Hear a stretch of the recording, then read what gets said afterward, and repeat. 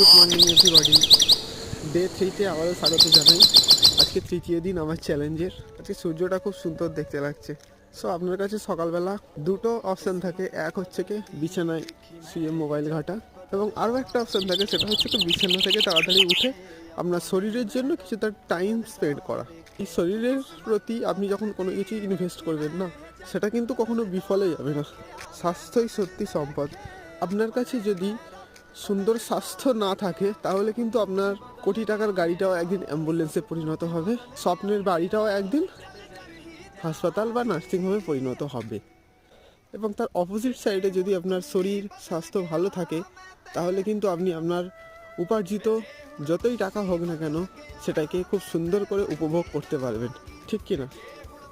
So according to me, স্বাস্থ্যের প্রতি সর্বোপরি আমাদেরকে ধ্যান দেওয়া উচিত।